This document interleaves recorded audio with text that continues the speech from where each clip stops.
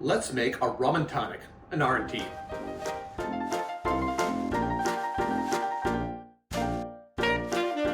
Hi, I'm Jared. Welcome to Kill-Divill, where we focus on rum and cocktails. Today we are going to make a rum and tonic, sometimes called an R&T.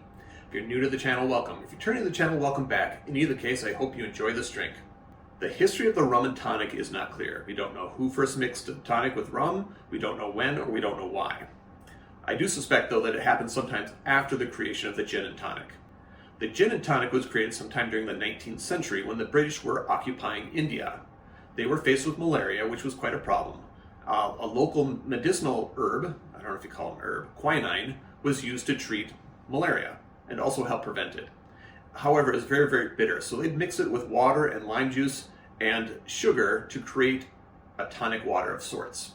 It wasn't bubbly like the modern tonic waters, but it was tonic water. The British then would also mix that with gin because they're all given gin rations, and the gin and tonic was born. A note on the rum. You can mix any rum you'd like with your tonic water. I am not particular when it comes to my rum and my tonic. It's one of those simple drinks that you don't need anything fancy.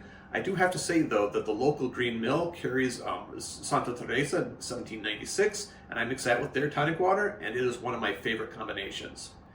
Anyway, you can drink whatever rum you want in your tonic water. You can use any brand of tonic water that you want. And if you find a winning combination, let me know what it is in the comments.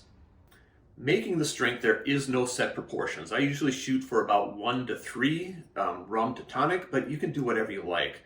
And you can use whatever glass you like. I'm going to be using a Collins today, and I'm going to start by filling this up with ice.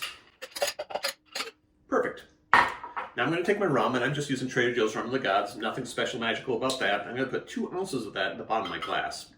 2 ounces is 60 milliliters.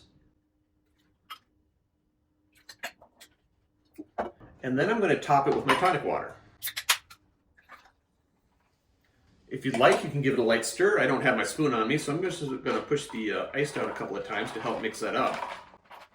And add my straw and garnish. A traditional garnish for this would be a lime wedge or a lime wheel. I've got a lime wheel, so that's what I'm using. And that's it. An R&T, a rum and tonic. Drink with good spirits.